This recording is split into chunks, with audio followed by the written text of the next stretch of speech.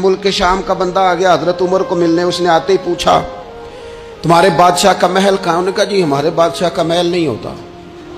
हमारे यहाँ लोगों ने समझ लिया ना कि रोब शायद कपड़ों का होता है, रोब शायद गाड़ियों का होता है, बंगलों का होता है, बहुत बड़ी कोठी का रोब होता है। और नहीं भाई, रोब तो बंदे के किरदार का होता है, उसके अफकार का रोब होता है, रोब उसके ऊंचे ख्यालात का होता है। कहाँ है आपके बादशाह का महल? तो ने कहा महल शहल तो कोई नहीं, मस्जिद में होंगे अमीरुल मोमिनीन। बंदा कहता है मैं सोच में पड़ गया कि जिसके नाम से मेरा बादशाह कांपता है वो मस्जिद में होगा। गन मैन ही कोई नहीं, हटो बचो ही कोई नहीं, इधर उधर ही कोई नहीं, पहरेदार ही कोई नहीं। मस्जिद में जाके पूछा जनाबे उमर, कहने लगे इधर ही थे।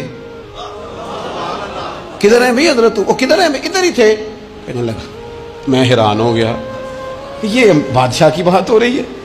एक साहब कहने लगे वो खजूरों के बाग की तरफ जा रहे थे। कहते मैं खजूरों के बाग में गया था। एक बंदे से पूछा अमीरुल मोमिनीन, कहने लगा वो सामने की तरफ जा रहे थे, उधर गया। एक बंदे से पूछा कहाँ है वो शख्स, इसकी 24 लाख मुरब्बा मील पे हुकूमत है। कहाँ है वो शख्स जो मदीने में बैठ के नारा लगाता है तो कैसर और किसरा कांप जाते हैं।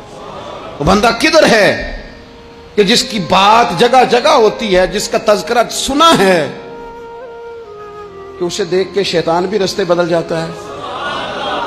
उन्होंने कहा वो देख रहे हो खजूर के दरख्त के नीचे कुएं के साथ मिट्टी का ढेला तकिए की जगह रख के वो जो तामत बांधे कुर्ता पहने सोया है वही तो फारूक आजम है। वो शख्स कहते हैं उमर सोए थे। शेर सोया भी हो तो उसका रोब होता है। शेर जो होता है, शेर कभी सो भी जाए ना तो लोग फिर भी खौफ खाते हैं और उसके जागने का खौफ खाते हैं कि ये कहीं जाग ना जाए। शेर जो हुआ, कहते हैं हजरत उमर सोए थे पर मैं करीब गया तो मेरे वजूद पे रोब तारी हो गया, रोब। और मेरी जुबान से बेसाख्ता ये जुमले निकले कि उमर तू इंसाफ करके सोया है ना, तो मिट्टी के ढेले पे भी तुझे सुकून की नींद है। खुददारी, वकार, इज्जत, ये एहसासे कमतरी से बाहर निकले।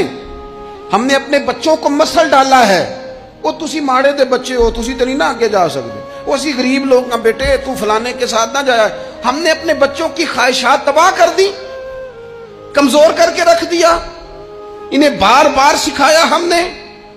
खुददार था वो बाप जिसकी थोड़ी सी आमदन थी पर वो गर्मियों में अपने पुत्र से कहता था पुत्र बड़ोले में दाने डाल दिए हैं, तुम्हारी माँ ने मर्तबान में अचार डाल दिया है, लो अब सारी गर्मियां परवाह कोई नहीं। वो खुददार लोग थे। लेकिन आज ये दीन गालिब होने के लिए आया है, मुसलमान ने गालिब होना है। ये थोड़ा अपनी जात से उठकर जब सोचेगा ना, बड़ी बात करेगा, बड़ी बड़ी सोच पैदा करेगा, बड़ा इसका मिजाज होगा, खुला इसका दिल होगा, तो फिर ना ये जरा सर उठा के जिएगा।